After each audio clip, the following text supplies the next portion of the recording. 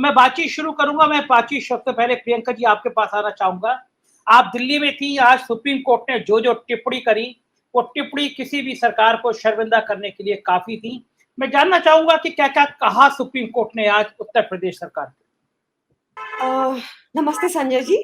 सबसे पहले तो आज सुप्रीम कोर्ट ने ये सवाल पूछा कि क्या आप इसी तरह का रवैया रखते किसी और अक्यूज्ड के साथ भी? हमारे देश में क्या सब सिटीजन इसी तरह ट्रीट होते जिसके ऊपर मर्डर का चार्ज हो?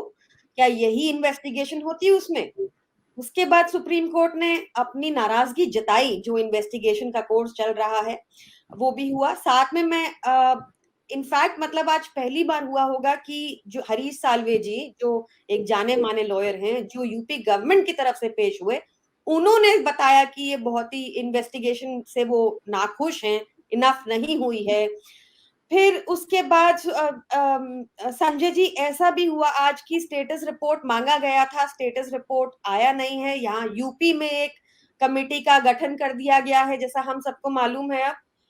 अब छुट्टियां आ गई हैं सुप्रीम कोर्ट की और सबसे पहला मौका अभी सबसे पहली तारीख अब 20 तारीख को लगेगी। सुप्रीम कोर्ट ने यह भी आशंका जताई कि सीबीआई को कैसे ये केस सौंप दिया जाए, जब सीबीआई हम सबको पता है किसको रिपोर्ट करेगी। यूनियन होम मिनिस्टर के बेटे का मामला है, सारी रिपोर्टिंग उन्हीं को होगी। सुप्रीम कोर्ट ने ऐसा विश्वास दिखाया है कि यूपी पुलिस इस समय सारा एविडेंस इकट्ठे करके रखेगी, उसको खराब नहीं होने देगी और सारे पुख्ता सबूत लेकर 22 तारीख को दोबारा पेश होगी सुप्रीम कोर्ट के आगे। प्रियंका जी, जो ये सवाल उठाया है हरीश साल्वे जी ने भी, जिसके लिए कहा है कि वो नाखुश थे, ये तो बहुत बड़ी बात है। यूपी सरकार की तरफ से कोई जाना माना अधिवक्ता, इतना बड़ा अधिवक्ता खड़ा हो और वो स्टेटस रिपोर्ट से खुद नाखुश हो, तो ये आपको क्या लग रहा है, चूक कहाँ हुई है, क्यों हुई है ऐसी चूक? संजय जी, किसी भी लॉयर को विचलित करेगा ये, क्योंकि वो कोई भी हो, किसी भी पार्टी से भी हो, किसी भी लॉयर को विचलित करने वाली इन्वेस्टिगेशन या नो इन्वेस्टिगेशन हुई है यूपी में। ना अभी तक हमें ये पता है। पहले तो बहुत देर तक मंत्री जी ही बयान आके देते रहे कि तलवारें उठाई थी, तलवारें उठाने के किसानों ने तलवारों से मारा। वीडियो जितने आए हैं किसी में भी कोई तलवार नहीं है। साफ साफ आई विटनेस अकाउंट्स हैं जो एडमिसिबल इन एविडेंस हैं, जो वीडियो पे कह रहे हैं कि उन्होंने मंत्री जी को बेटे को देखा उस कार में। मतलब इसमें कोई नोटिस जारी करने वाली बात थी ही नहीं। इसमें एक मर्डर का एक्यूजेशन लगा था। इसमें आपको मर्डर जिसके ऊपर एक्यूजेशन लगा है उसको आपको गिरफ्तारी करनी ही थी। इसमें ना अभी तक ये पता चला कि ये बात सामने आई आज सुप्रीम कोर्ट में कि 2 खाली कार्ट्रिज बरामद हुए। अब पुलिस के लिए इतनी मुश्किल बात क्या थी? ये तो जो एफिडेविट मंत्री जी ने डाला है और जो माय नेता इन्फो पे पूरी दुनिया के लिए अवेलेबल है, उसमें साफ है कि मंत्री जी के पास एक पिस्टल भी है और एक गन भी है। तो क्या ये कार्ट्रिज उन्हीं पिस्टल गन से निकली? क्यों नहीं इनको अभी तक लिया गया? इसकी इन्वेस्टिगेशन बहुत ही, हर तरीके से आप किसी तरीके से देखेंगे इन्वेस्टिगेशन बहुत ही खराब रहा है। इन्वेस्टिगेशन के लिए सबसे पहले उनको अरेस्ट करना ही था। इस मैटर में कोई नोटिस की गुंजाइश थी ही नहीं। जो अब नोटिस देकर कल भी बुलाया गया है, ये सारी बातें किसी भी लॉयर को दुखी करेंगी, किसी को भी तंग करेंगी, क्योंकि इसमें कोई भी लॉ फॉलो नहीं हुआ है। प्रियंका जी, अगर कोई हालात ऐसे बनते हैं, ईश्वर ना करे, कोई राज्य अगर ये कह देती है कि ये फैसला ठीक नहीं, हम नहीं मानते, तो संवैधानिक व्यवस्था क्या है, क्या होगा उस स्थिति में?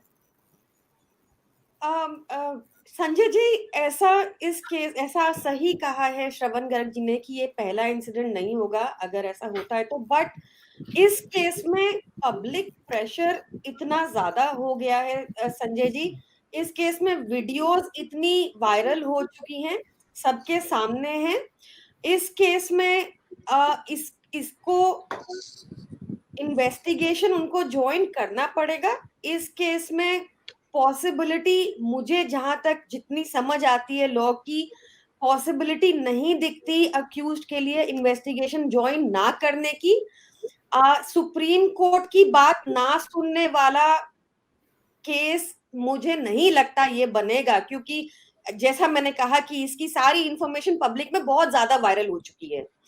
तो सेकेंडली जी श्रवण जी कुछ कहना चाह रहे हैं? नहीं, मैं आपको टोक रहा हूँ, माफ करें। जी पब्लिक प्रेशर कहाँ बन रहा है? किस आपको कहाँ दिख रहा है पब्लिक प्रेशर? मुझे तो नहीं दिख रहा पब्लिक प्रेशर। श्रवण जी, बहुत केसेस ऐसे रहे हैं हमारे देश में, जैसे जैसिका लाल मर्डर केस हो गया, चाहे उसका नतीजा एंड में पता है, तो पब्लिक प्रेशर से मीडिया प्रेशर भी उसमें आता है। इसको मीडिया ने भी बहुत अच्छे से सामने प्रस्तुत किया है। देर आर बहुत सारी ऐसी आवाजें हैं जो गलत तरीके से प्रस्तुत करने की कोशिश कर रही हैं, पर आप एक वीडियो को झुठला नहीं सकते आसानी से। तो हर कोई दबी आवाज में, सही चाहे वोकली ना बोल रहा हो, पर हर कोई दबी आवाज में देख रहा है कि कितना गलत हुआ है। और अगर ये एक बड़ा गलत मैसेज देता है कि अगर मिनिस्टर का बेटा खुलेआम 9 लोगों को रौंदते हुए निकल जाता है, अलेजिडली मिनिस्टर का बेटा, और इन्वेस्टिगेशन ज्वाइन नहीं करता, तो फिर खुलेआम मान लेना चाहिए कि डिक्टेटरशिप लागू हो चुका है और लॉ एंड ऑर्डर का कोई मतलब ही नहीं है। तो ये एक जी प्रियंका जी, जो राजेश बादल जी ने बात कही कि अगर कोई फैसला सुप्रीम कोर्ट ऐसी टिप्पणी कर देता है, और उत्तर प्रदेश सरकार भी चाह रही है कि किसी तरह सुप्रीम कोर्ट से टिप्पणी आ जाए, क्योंकि लड़ाई यूपी दरबार और दिल्ली दरबार की अब से नहीं चल रही है, कई महीनों से चल रही है। अजय मिश्रा टेनी अमित शाह के आदमी हैं, ये बात सब जानते हैं। अमित शर्मा को योगी जी ने आजकल उत्तर प्रदेश में होर्डिंगों से और सब जगह से गायब कर दिया है, उनकी तस्वीर अब उत्तर प्रदेश में नहीं लगा करती है। तो अब उसी तरह से अगर सीधे टेनी जी को गिरफ्तार करेंगे तो अमित शाह और भड़केंगे, तो रास्ता सुप्रीम कोर्ट के आदेशों का किया जा रहा है। वरना राजेश जी की बात बड़ी महत्वपूर्ण है कि जो सरकार का वकील अगर वो ही कह दे कि मैं संतुष्ट नहीं हूँ, तो कहीं ना कहीं इसका बहुत बड़ा संदेश आता है। आप तो सुप्रीम कोर्ट में लगातार प्रैक्टिस करती हैं प्रियंका जी, क्या वास्तव में इसके वही अर्थ हैं जो राजेश जी समझा रहे हैं? पहले तो मैं ये कहूंगी, मुझे आज राजेश जी से और दीपक जी से बहुत ही सीखने को मिला। वानखेड़े जी के साथ तो मैं काफी बार पहले भी डिबेट्स में आ चुकी हूँ, तो लगातार सीखती हूँ। तो एक चीज राजेश जी की मैं थोड़ा सा, शायद मेरे कम्युनिकेशन में थोड़ा गलत रह गया होगा, कि जहां तक मुझे पता है कोई रिपोर्ट सबमिट नहीं हुई है सुप्रीम कोर्ट के आगे। और सुप्रीम कोर्ट के आगे ये तथ्य रखा गया था कि एक एसआईटी बना दी गई है, और साल्वे जी ने, एसआईटी में लोकल लोग थे, ये टिप्पणी सुप्रीम कोर्ट ने की। सुप्रीम कोर्ट ने फिर कहा कि अब लोकल लोग हैं, किसको आंसरेबल हैं ये हम जानते हैं, सीबीआई को अगर जांच दी जाए वो किसको आंसरेबल है ये हम जानते हैं। तो साल्वे जी ने 18 तारीख का टाइम मांगा है, 20 तारीख में, 18 तारीख को ये मैटर लगेगा। और दूसरी चीज जो साल्वे जी ने स्पष्ट तौर पे कही है वो ये है, they should have done the needful, the allegations are true and there is a 302 case. तो ये बहुत महत्वपूर्ण बातें हैं, ये बताना जरूरी था। और मुझसे ज्यादा ये जो आपने मुझसे सवाल पूछा वो थोड़ा राजनीतिक है, लीगल से ज्यादा मेरे हिसाब से।